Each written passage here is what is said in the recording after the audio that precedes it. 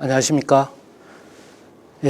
오늘 제가 여러분들하고 같이 함께 나눠볼 얘기는 현대사의 효입니다. 자, 현대사에서 효를 어떻게 실천할 것인가, 또 효라는 것이 어떠한 가치관을 가지고 있을 것인가 함께 고민해보는 시간을 한번 가져보도록 하겠습니다. 효가 있다면 불효도 있겠죠. 또 전통사의 효가 있다면 현대사의 효도 있을 것이고요. 그러면 이 효라는 것은 또 부모와 자녀 간의 관계에서 이루어지는 것입니다. 자, 그래서 이 부모와 자녀 간의 관계에서 어떻게 하는 것이 현대를 살아가는 많은 사람들한테 현명한 효일까라는 문제로 함께 고민해 보는 시간을 가질 겁니다. 자, 나아가서 부모와 자녀 간에 어떻게 하게 되면 촉진할 수 있는 방안, 결국은 이것이 효가 될 것이고요.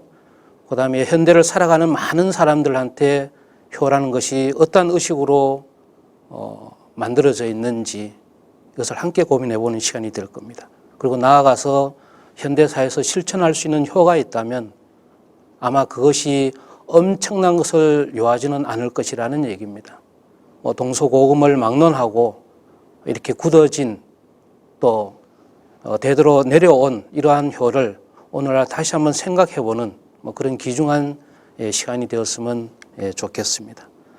자, 그러면 효라는 것이 과연 무엇일까? 아마 이것은 부모님이 계셔야 될 것이고 자녀가 있어야 될 것이라는 얘기입니다. 자, 부모와 자녀 간에 또 뭐가 있어야 됩니까? 매개체적인 역할을 해주는 것이 있어야 되겠죠. 그것이 공경이라는 것입니다. 공경하는 마음을 그대로 부모님한테 나타내 주는 게 이게 효라는 것입니다. 자, 그래서 이 효가 있으면 불효도 있습니다. 불효라는 것은 아마 잘 아시는 바와 같이 부모님의 뜻을 잘 계승하지 못하고 또 좀 극단적으로 얘기를 하면 형벌에 걸리는 것을 불효라고 얘기를 했습니다. 자, 그래서 이 전통 사회에서 효는요 이미 최고의 도덕 규범으로서 자리를 확고히 하고 있습니다. 그것이 정치가 되었든 또 종교가 되었든 교육이 되었든 사상이 되었든 많은 부분에서 최고의 도덕 규범이라는 것이죠. 자, 그래서 이 명심보감에서 우리가 한번 살펴봐야 되겠는데요. 과거 명심보감에서는 부모님이 살아 계시는 한 봉양을 하라 그랬습니다. 이왕 봉양할 거라면 최선을 다하고 성심성의껏 하라고 했죠. 그러면 부모님의 또 요구가 있다라면 얼굴을 붉히지 않고 늘 최선의 마음을 가지는 것이 중요할 것이고요. 이것이 바로 인간의 도리이고 부모님의 은혜에 보답하는 것이라는 얘기입니다. 자, 그리고 나아가서 전통사에서는 여러 가지 효에 대한 사상도 있어 왔습니다. 그 첫 번째가 바로 인본주의라는 얘기입니다. 동학 사상의 이념, 인간을 중시하는 마음, 이것이 우리의 전통사회 효에서는 고스란히 배어있는 하나의 사상이었습니다. 그리고 나아가서 이타주의입니다. 이타주의라는 것은 남을 이롭게 하는 것입니다. 여기서 남이라는 것은 바로 우리 부모님이라는 것이죠. 자, 세 번째로는 인내주의입니다. 부모님을 모시는 가정에서 나의 모든 것을 내 성격대로 할 수가 없겠죠. 또 참고 이겨냈을 때 우리 부모님은 또 즐거워하시고 가정에 평화가 올 수 있다는 얘기입니다. 네 번째가 바로 이 절충주의입니다. 세대 간의 갈등은 늘 있어 왔습니다. 자, 그래서 이 극단적으로 자기의 고집만을 고집할 수 없는 그런 가정을 이루어야 되기 때문에 어느 정도는 절충을 해야만이 평화가 오겠죠. 나아가서 다섯 번째가 평화 공존주의입니다. 평화라는 것은 쉽게 얘기하면 있는 자에 의해서 이루어지는 것이 평화죠. 부모 세대 간과 자녀 세대 간의 이 갈등을 조화롭게 이룰 수 있는 방법이 바로 이 평화로운 어떤 이념 바탕하에 함께 가는 것이겠죠. 자, 이러한 사상이 우리의 전통사회에서는 있어 왔습니다. 자, 그렇다면 이러한 측면을 긍정적인 측면하고 또 부정적인 측면으로도 한번 나눠볼 수가 있겠습니다. 과거 긍정적인 측면으로 보면 가족 간의 관계를 굉장히 우대를 해왔고요. 나이 드신 분, 다시 말씀드리면 어르신들에 대한 융숭한 대접이 있어 왔습니다. 자, 꼭 긍정적인 측면만 있어 왔던 것은 아니었죠. 부정적인 측면도 있어 왔습니다. 바로 이 가족 형태의 부조화와 피해라고 할 수가 있겠죠. 1세대를 너무 우선시하다 보면 2, 3세대가 고스란히 피해를 받아왔던 것이 사실이었습니다. 하나의 일례를 보면요. 상강 행실도의 유석진, 아마 잘 아실 겁니다. 자, 얼마나 가난했으면 부모님한테 드려야 될 것이 없다 보니까 자기의 손을 잘라서 부모님한테 진상했다는 얘기도 나오고요. 자, 명심보감의 상덕은 어떠했습니까? 마찬가지입니다. 굉장히 가난했기 때문에 도저히 부모님한테 진상할 음식물이 없으니까 자기의 허벅지를 잘라서 드렸다라는 내용도 있습니다. 또 나가서 여러분들 아무나 너무나 잘 아시다시피 심청전에 나오는 심청은 공양미 300석에 아버지의 눈을 뜨기 위해서 임당수의 몸을 던졌던 이러한 일화도 우리의 전통사회에서 고스란히 느껴볼 수가 있습니다. 그러나 이 전통사회에서는 이것이 분명히 효였습니다. 자, 그러나 오늘날에 이것을 우리가 효라고 부를 수는 없습니다. 자기의 신체를 해쳐서까지 부모님을 기쁘게 해드리는 것은 우리 부모님 또한 바라지 않는다라는 얘기입니다. 자, 그래서 이 현대인들한테 필요로 하는 효는 바로 효율성을 중시하는 효입니다. 자식이 가지고 있는 능력 안에서 부모님을 기쁘게 해드릴 수 있는 방안이 있을 거라는 얘기입니다. 자, 그래서 다시 한번 살펴봅니다만은 이 긍정적인 측면과 부정적인 측면에서 보면 긍정적인 측면을 한 번 더 살펴보면 오늘날 많은 수험생들이 대학에 들어가기 위해서 노력들을 합니다. 특례 입학 많이 있습니다. 자, 그러나 효를 잘 수행해서 효자상을 받고 효녀상을 받은 학생들을 특례 입학을 주어진다면 우리 사회가 잘못됐다고 할 수가 있겠습니까? 자, 이런 사람들한테 부모님을 잘 모신 그러한 혜택이 돌아갈 수 있는 제도가 하루빨리 마련되어야 될 것이라고 이렇게 보고 있습니다. 그러나 부정적인 측면도 없는 건 아니겠죠. 너무 복종하는 식의 효를 강조하다 보면 아마 이것은 현대사회에서는 비난의 대상이 될 수도 있습니다. 자, 고령화 사회에서는 어떻습니까? 자, 우리는 이미 고령화 사회에 접어들었습니다. 통계청에 따르면 우리나라 60세 인구의 매년 한 5천여 건이 해마다 자살률이 계속 늘어나고 있고요. 연간 3천여 건에 해당되는 상담이 요청이 되고 있습니다. 아마 우리 사회가 고령화 사회에 이미 접어들었음을 알 수 있는 내용이라고 볼 수가 있겠죠.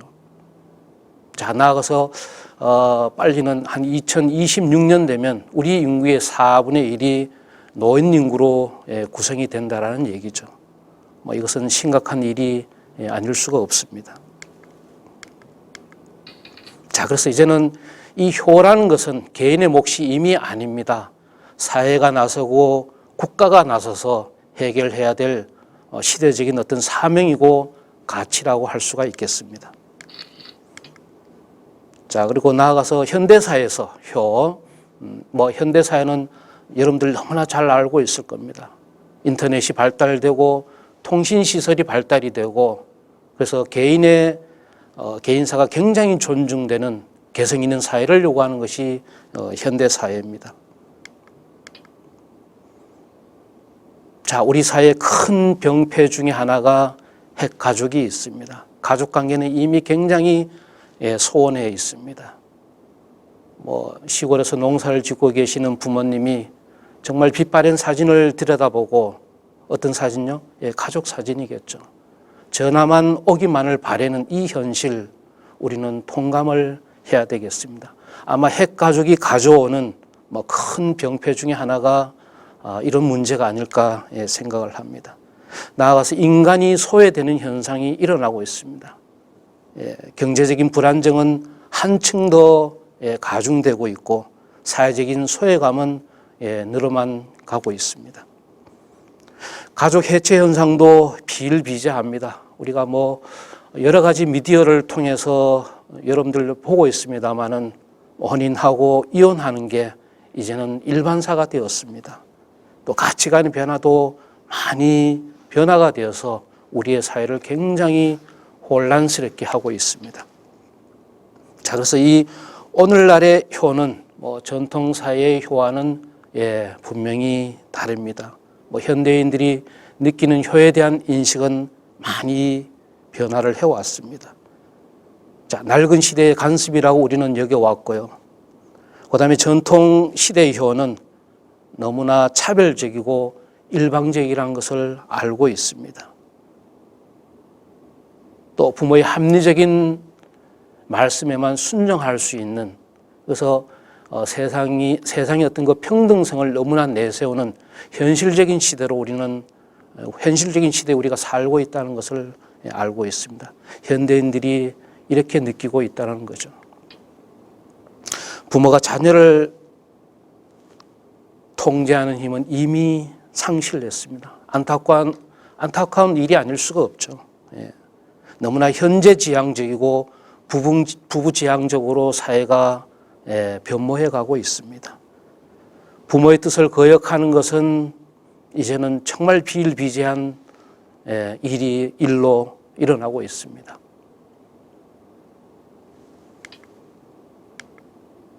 과거 우리 전통사회에서 부모님에 대한 표상은 어떠했습니까? 바로 엄부자모였습니다. 엄격한 아버지 밑에 또 자애로운 어머니가 있어야 가능한 엄부자모의 시대였습니다. 그러나 지금은 어떻습니까? 세대 차이로 인한 갈등이 계속 이루어지고 있죠. 물론 생리적인 차이가 있을 수가 있습니다. 부모님들의 현실주의, 또 이 자녀들의 어떤 이상주의, 이것이 바로 조화롭지 못하는 갈등의 시대를 겪고 있는 것입니다. 자, 그렇다면 이러한 갈등 속에서 공경을 바탕으로 해야 되는 부모와 자녀 간에서 효를 제대로 실천하려고 그러면 부모와 자녀 간의 관계가 굉장히 원활해야 됩니다. 자, 이 원활한 방법이 바로 의사소통입니다. 그러면 이 의사소통을 촉진할 수 있는 방안이 전혀 없는 것은 아니겠죠. 사람 사는 세상입니다. 자, 그래서 일단은 우리 부모님 자신이 좀 즐겁고 평안한 상태를 유지하는 것이 굉장히 중요할 것이고요. 자, 이왕이면 자녀들한테 온정적인 자세를 취해주는 것 또한 좋겠습니다. 관심 가져주시고 경청해 주시고 또 이해해 주시는 게 못할 일이 없겠죠. 또 나아가서 격려해 주고 칭찬해 주고 제안해 주고 또 이왕이면 강렬한 표현 방법을 사용을 해달라는 얘기입니다. 우리 부모님들이요. 그리고 명령하지 마시고 설교하지 마시고 더더욱 욕은 하지 말아야 되겠죠. 자, 그래서 이 부모 자녀 간의 가장 좋은 방법이 진솔한 대화입니다. 자, 말이 일방적이라면 대화는 서로 상호 간에 주고받는 말입니다. 말의 양보다 질이 중요하다는 얘기죠. 말은 의사를 전달하는 일방 통연적인 어떤 그런 의사소통입니다. 그러나 대화는 쌍방향적인 겁니다. 양방향적인 겁니다. 자, 그래서 이루어지는 것이 대화라고 봅니다. 자, 그래서 이 행복한 자녀를 위해서 교육을 하려게 되면 다음과 같은 11가지 계명이 있어야 된다 하고 제가 이렇게 한번 정해봤습니다. 그 첫째가 바로 현실에서 배우게 하는 겁니다. 물론 우리 부모님은 너무나 현실적입니다. 자녀들은 이상적입니다. 그러나 현실에서 할 수 있는 일을 할 수 있도록 하는 것이 바로 현실에서 배우게 하는 것이겠죠. 자, 나아가서 두 번째, 사춘기 자녀는 부모의 따뜻한 미소를 원합니다. 제가 농담 삼아 합니다만 이 세상에서 가장 긴 영어 단어가 스마일즈라고 얘기를 하고 있습니다. 이 스마일즈라는 것은 앞에 나오는 영어 단어의 S와 뒤쪽에 나오는 S의 거리가 마일이라는 얘기죠. 마일. 얼마입니까? 1.67km나 된다라는 얘기입니다. 자, 세 번째 나가서 이 부모 자녀 간의 진로 갈등을 미리 좀 결정지었었으면 좋겠다. 대학 누가 갑니까? 우리 자녀들이 가는 거 아니겠습니까? 네 번째, 가족 식사를 하는 것이 우리 아이들의 자존감을 높여줄 수 있는 방법입니다. 자, 그리고 다섯 번째, 스킨십은 아이와의 따뜻한 대화를 할 수 있는 가장 좋은 방법이죠. 여섯 번째, 외동아이를 항제로 키우지 말라는 얘기입니다. 나아가서 감정을 속에 묻어두지 말고 서로 얘기를 하라 그랬고요. 자, 여덟 번째는요. 자, 여행은 이제 선택 과목이 아니라 그랬습니다. 필수 과목으로서 우리 아이들한테 자연스럽게 여행을 할 수 있는 기회를 주라고 했습니다. 자, 아홉 번째, 부모의 생각이 아니고 아이의 감정, 우리 자녀의 감정에 초점을 맞추는 그러한 대화 자세가 굉장히 중요하겠고요. 자, 열 번째, 단 3분이라도 진정한 아버지로서 또 진정한 어머니로서 자녀를 대하라는 것이고, 마지막 11번째가 바로 아무런 조건 없이 앞에서 얘기한 이러한 10가지를 받아들이고 사랑하라고 했습니다. 자, 이것이 행복한 자녀를 위한 교육 11계명이라고 봅니다. 이제 가정도 경영을 해야 됩니다. 매니지먼트 해야 됩니다. 그냥 결혼해서 자녀를 놓고 기르면 그것이 가정이 되는 것이 아니고 가정도 이제 경영을 해 나가야 된다 그랬고요. 부부가 함께 힘을 합해서 이루는 가정이 정말 멋있는 가정이고 진솔된 가정이고 행복한 가정이 될 수가 있는 겁니다. 자, 이제까지 우리가 살펴본 것이 이 효라는 것이 무엇이고 또 어떻게 하면 현대사회에서 효를 제대로 실천할 것인가를 이렇게 함께 고민해 봤습니다. 그렇다면 앞으로 우리가 어떻게 해야 될 것인가, 미리 서두에서 말씀드렸습니다마는 엄청난 것이 아니라 그랬습니다. 공연장에 갈 때 우리 부모님 함께 모시고 가고 함께 외식하고 이런 것이 바로 효의 아주 기본적인 것이라는 얘기죠. 자, 어느 도시에는 아이들을 대상으로 효행, 글짓기 아니면 그림 그리기를 하고 있습니다. 우리 아이들은 거짓말을 못합니다. 하지 않는 것을 글로 쓰고 그림을 그리지 못합니다. 그러면 가장 좋은 방법이 우리 아이들한테 자연스럽게 효를 실천할 수 있는 방안이 바로 이런 효행에 대한 글을 짓고 그림을 그리게 하는 것입니다. 아름답지 않습니까? 아름다운 도시가 되지 않겠습니까? 제가 이런 글을 한번 읽어보겠습니다. 제 자식이 장난치면 싱글벙글 웃으면서 부모님이 훈계하면 듣기 싫은 표정이네.